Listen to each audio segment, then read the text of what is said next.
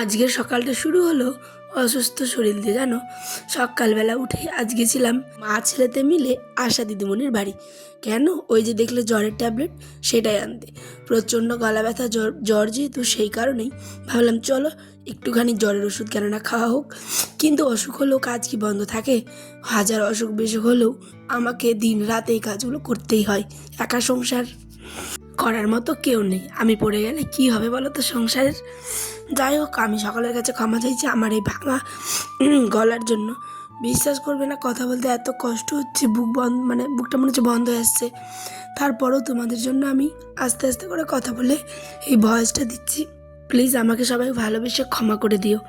তারপরে দেখো সংসারের কাজ, এই দিনও কিন্তু গলা ব্যথাই ছিল। জানি না গলাতে এমন ইনফেকশন কেন হয়েছে আমার।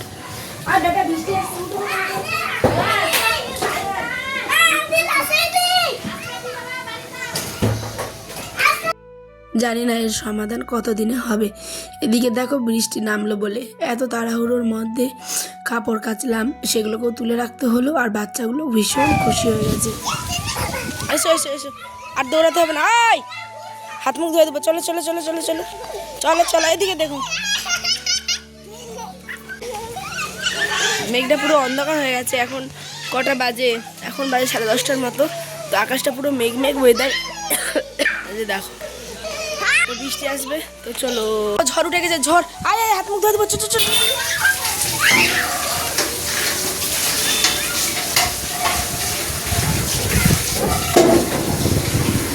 আমাদের ছোটবেলাটার কথাও মনে পড়ে গেল, তাই না? বৃষ্টি আসার আগে বাচ্চাগুলো যেমন আনন্দ করে, ঠিক তেমন কিন্তু আমরাও আনন্দ করেছি। মেঘটা আসলো বলে বাসন ধোয়া, কাপড় কাচা হয়ে গেছে, কাপড় তোলাও হয়ে গেছে। এদিকে একটু জল নিয়ে গিয়ে রেখে দিব, কারণ আমাদের বাড়িতে প্রচুর লোক, তো জলটা একটু বেশি লাগে। আর সবাই যেহেতু এখন রান্নাবান্না করে নিয়েছে, আমার রান্না করা হয়নি, তাই ভাবলাম চলো আমিও জলটা তুলে রাখি, নইলে পরে সমস্যার সম্মুখীন হতে হবে।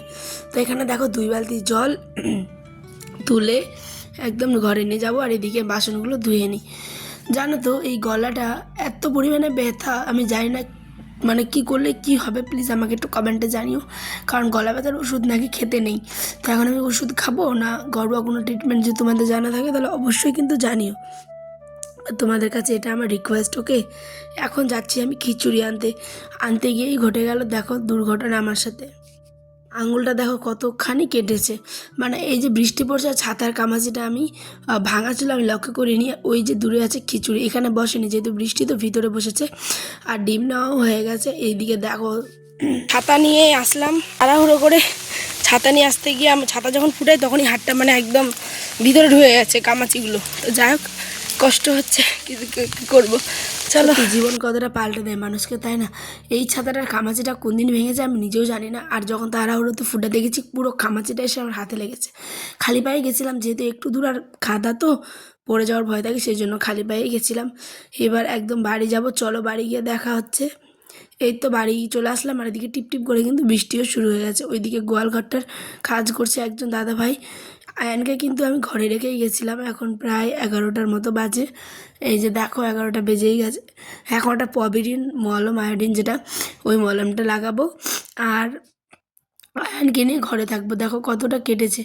এই নখটা এত দেখতে বাজে লাগছে, ভোটের যে একটা মার্ক করেছিল সেই মার্কটা এখনও উঠেইনি। চলো মাথাটা তো মুছে নিই। আর এত পরিমাণ বৃষ্টি হচ্ছে এখন, মানে চরম বৃষ্টি হচ্ছে যাকে বলে। তাই ভাবলাম চটপট করে আগে জানলাগুলোকেও বন্ধ করে দিই। বৃষ্টির জল আসলে বিছানাটা পুরো ভিজে যাবে, সেই কারণে লাগিয়ে দিলাম। আর এইদিকে দেখো গাইজ কত পরিমাণে বৃষ্টি।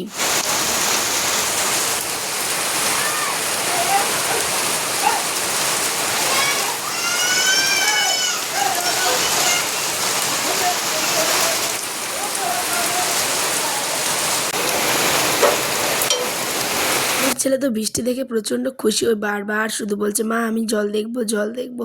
ওকে কোনো রকম আটকাতে পারি না। বৃষ্টিটা একটুখানি এখন কমলো হালকা, এর আগে আরও ছিল প্রচণ্ড। এইদিকে দেখো ওই চলে এসেছে, এসে আবার গ্রিলের পরে উঠে লাফালাফি করছে। আসলে ছোট বাচ্চা তো, তাই ভাবলাম চলো করুক, এনজয় করুক, আমি তো কাছেই আছি। এইবার ওই দেখো ওই না নতুন নতুন এখন খেলা শিখেছে, জানো? নতুন নতুন জিনিস দিয়ে নতুন নতুন খেলা করে। এই যে গাড়ির চাকাটা খুলে গেছে, ওইটাকে এখনও এই যেভাবে করে চালাচ্ছে।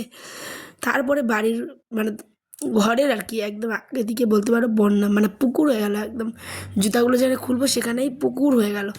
মানে কি বলবো। আর একটা খবর শুনলাম এখনই, গ্রামের লোকেরাই বলছিল এই বৃষ্টিতে কি আবার মাছ ধরতে গেছে, সে আবার জলে ডুবে যাওয়ার মতো অবস্থা, লোকজন ওখানে গেছে এখন ওকে বাঁচাতে। কী অবস্থা ভাবো তো বন্ধুরা। এই ঝড় বৃষ্টিতে মানুষ কেন যে যায় মাছ টাছ ধরতে আমি বুঝি না। তো যাই হোক, উনি যদি ভালো আসেন এটাই আর কি আশা করবো, যাতে ভালোভাবে আসে ঘুরে। আর এইখানটায় আমি রান্না করছিলাম হচ্ছে সয়াবিন, সয়াবিন আর দুটো ডিম ছিল। তো আমরা তিনজন, তাই ডিমটাকে ভেজে 3 পিস করে নিচ্ছিলাম, আর শাক ভাজা, আর সাথে ছিল সয়াবিনের ঝোল। তো আজকে দুপুরের লাঞ্চ আমাদের এখানেই। আয়নের আব্বা এখনও আসেনি। আমার গলাটা প্রচণ্ড ব্যথা, আর পারছি না কথা বলতে, মনে হচ্ছে শুকিয়ে আসছে পুরো। তাই বেশি শেয়ার করছি না, জাস্ট অল্পখানি শেয়ার করলাম।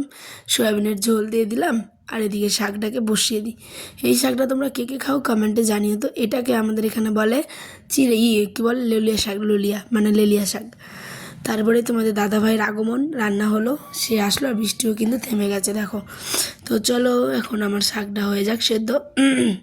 আর এদিকে বারান্দাটাও ধুয়ে মুছে পরিষ্কার করে নিলাম। কারণ একটা ঘর বারান্দা তো সবসময় পরিষ্কারই রাখতে হয়। ফিনাইল দিয়ে ভালো করে একদম ঝেড়ে টেরে পরিষ্কার করে এখন জল দিয়ে পুরোটা ধুয়ে দিলাম। রান্নাবান্নাও কমপ্লিট। এই যে দেখে নাও, এখানে শাক ভাজা, একটু গতকাল রাতে করলা ছিল সেটা, আর ভাত, আর হচ্ছে গিয়ে সয়াবিনের ডিমের ঝোল। আজ আসি, দেখাবো নেক্সট ব্লগে। ভালো লাগলে অবশ্যই পাশে থেকো। আল্লাহ হাফেজ।